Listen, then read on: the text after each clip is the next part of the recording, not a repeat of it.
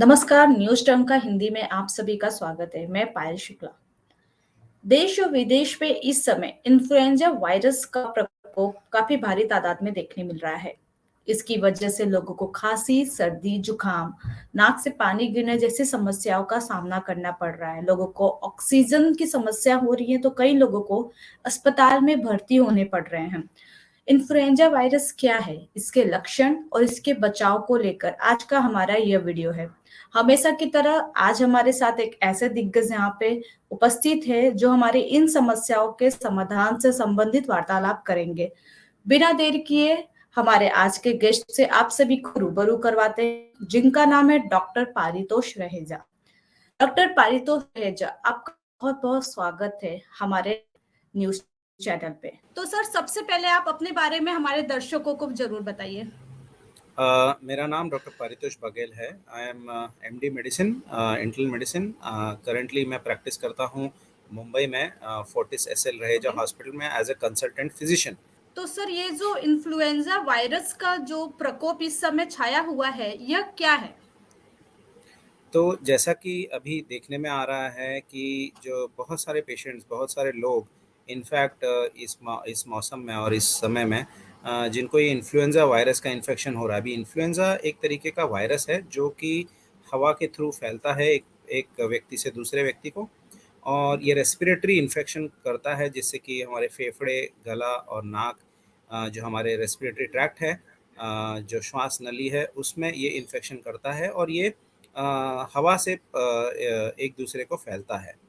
अभी ये ऐसे केसेस की बहुत मात्रा बढ़ चुकी है। हमें बहुत सारे केसेस ऐसे अभी देखने में आ रहे हैं जिनको रेस्पिरेटरी इन्फेक्शंस हो रहा है, खासकर फिलहाल महीने 2 महीने से।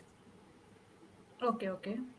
और सर, ये कोरोना की कंपेयर में ज्यादा, मतलब जैसे कि बोल सकते हैं कि ज्यादा डेंजर है या नहीं, ये जो इन्फ्लुएंजा देखिए, वायरस है? इन्फ्लुएंजा वायरस जो है, हाँ, जो इन्फ्लुएंजा वायरस है ये कई तरीके का होता है। जैसा कि आपने पहले भी सुना होगा H1N1, H2N2। यस।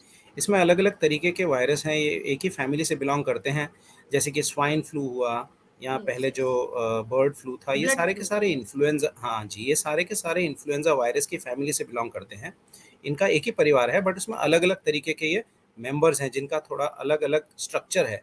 उस हिसाब से हम इनको इनको इनका नामकरण करते हैं। जैसे H1N1, H3N2, H2N2, ये सारी जो वायरसेस हैं ये उसी फैमिली से बिलोंग करते हैं। ये रेस्पिरेटरी वायरस हैं जो हवा से एक दूसरे से फैलते हैं, और बहुत कॉमन कॉज है इस दौरान जब वातावरण में ये जब फैलते हैं एक दूसरे के थ्रू, तो खूब बहुत कॉमनली ये इन्फेक्शंस कॉज करते हैं। सर्दी, खांसी, फीवर, ये सारे इनके मेन लक्षण हैं जो काफ़ी कॉमन है। एक बार ये शुरू हो जाते हैं तो ये काफ़ी एपिडेमिक का प्रोपोर्शन ले लेते हैं, क्योंकि ईज़िली फैलते हैं ये हवा के माध्यम से। ओके। सर, जो ये इन्फ्लुएंजा वायरस है, इसकी वजह से कई लोग अस्पताल में भर्ती है, किसी को ऑक्सीजन लेने में समस्या है, कई लोग आईसीयू में भर्ती। तो क्या सर ऐसे कोई केसेस आए जहाँ पे लोग मरे भी हैं इस वायरस की वजह से? अभी मेरे हॉस्पिटल में अभी तक तो ऐसे कोई सीरियस केसेस अभी तक नहीं आए हैं, बट हाँ, ये देखने ज़रूर मिला है कि जनरली जो बाकी रेस्पिरेटरी इन्फेक्शन होते हैं, जैसे सर्दी खांसी जो हमें हम्म। मौसम बदलने पे होती है, वो जनरली 4 से 5 दिन, 6 दिन, 7 दिन में ठीक हो जाती है।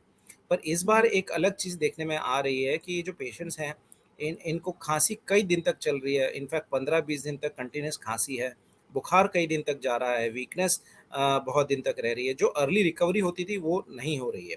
और जैसा आपने पहले पूछा मुझे कि कोविड और इसमें क्या डेंजरस है, तो देखिए, कोविड एक अलग तरीके का वायरस है, जबकि इन्फ्लुएंजा एक अलग ये पुराना वायरस है। जैसा मैंने कहा, कोविड जैसे कि कहा, ये नया वायरस था कोविड। ओके। और ये जो क्या बोलते हैं, इन्फ्लुएंजा वायरस है, ये सेपरेट वैरायटी है, बहुत पुराना वायरस है, बट लेकिन अलग फॉर्म में ये इस बार हमें इन्फेक्ट कर रहा है।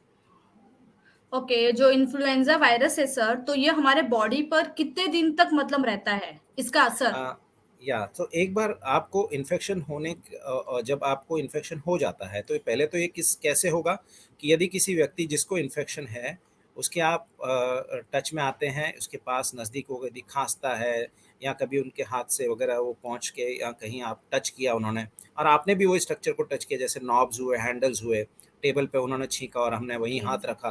तो उसके थ्रू हमें, और हमने फिर वो अपने नाक की तरफ अपना हाथ ले जी, जाके राइट।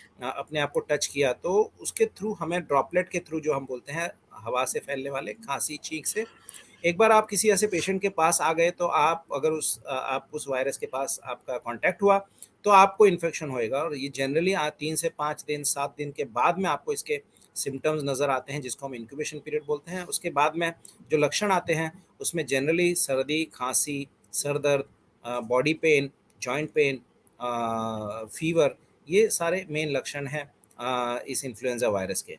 और यदि आपकी इम्यूनिटी कम है तो आपको इन्फेक्शन ईज़िली हो सकता है, जैसे कि ओके। यदि आपको डायबिटीज़ है, ब्लड प्रेशर है, किडनी डिजीज़ है, कैंसर की हो चुका है, या ऐसा कुछ है, या कोई आप दवाइयाँ ले रहे हैं जिससे आपकी इम्यूनिटी पे असर होता है, तो डेफ़िनेटली आपको ये जल्दी इन्फेक्शन हो सकता है और सीरियस भी हो सकता है। ओके। और सर जैसे कि यह वायरस पुराना ही वायरस है या अभी नया-नया मतलब ये वायरस अभी या बना तो तैली फैला इन्फ्लुएंजा है? जो फैमिली है, इन्फ्लुएंजा वायरस जो हुँ, फैमिली है, ये एक ओल्ड फैमिली है, वेल अच्छा। नोन वायरस है। इसमें अलग-अलग तरीके के वायरस होते हैं, जैसे कि H1N1 जिसका स्वाइन फ्लू से लेना-देना था। वैसे H3N2 ये सारा बर्ड फ्लू का ये था। उसी तरीके से ये सारा क्लासिफिकेशन होता है कौन सा टाइप का वायरस है ये।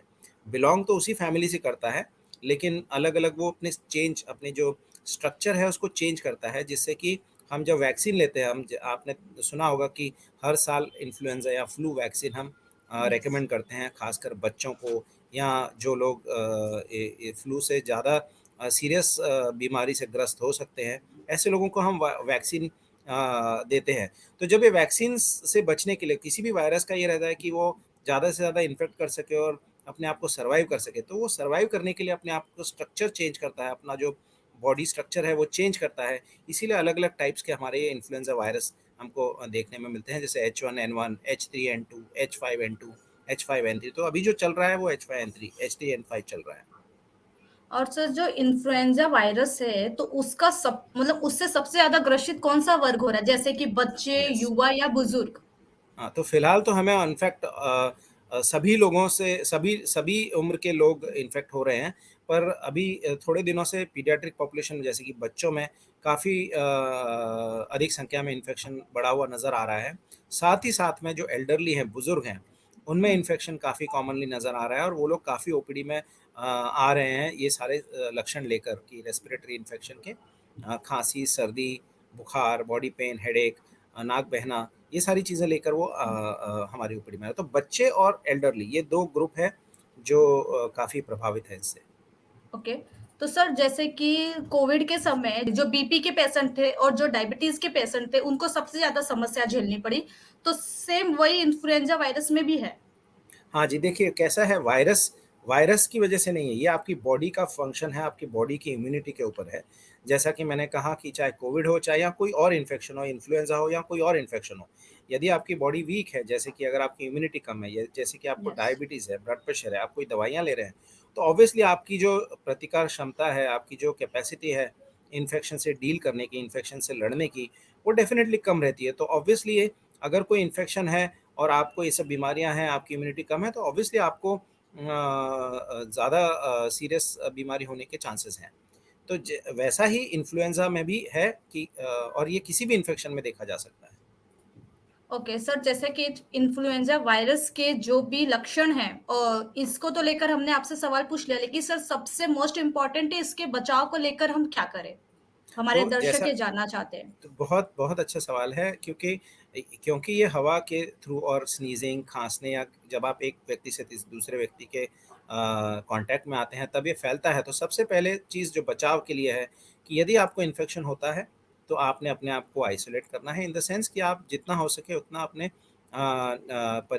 परिवार वालों से थोड़ा दूरी बनाए रखें। खाँसते समय, छींकते समय, ख़ासकर यदि आप पब्लिक प्लेस में हैं या आपके आस-पास में कोई है, तो मेक श्योर कि आप रुमाल का इस्तेमाल करें। यदि रुमाल नहीं है तो आपने अपना कोहनी का इस्तेमाल करके, एल्बो का इस्तेमाल करके आपने स्प्रेड रोकना है, ये तो पहली चीज़। दूसरी चीज़, यदि आप किसी व्यक्ति को देखते हैं जिसको ये सारी लक्षण हैं, आप उनसे दूर रहिए, अपने आप को उनके नज़दीक ना जाएँ ज़्यादा। भीड़ वाले इलाके में जहाँ ऐसे इन्फेक्शन होने का चांस बढ़ जाता है, भीड़ वाले एरिया से दूर रहें। तीसरी चीज़, जैसे ही लक्षण होते हैं, जैसे ही आपको पता चलता है कि आपको सर्दी, बुखार या ऐसा कुछ है, तो तुरंत उसका इलाज करवाएँ, डॉक्टर से मिलें, जिससे कि उसका जल्दी से जल्दी इलाज शुरू हो सके। साथ में बचाव के लिए अपनी इम्यूनिटी बनाए रखने के लिए अच्छे तरीके से खाना-पीना खाएँ, ठंडी चीज़ों का सेवन न करें।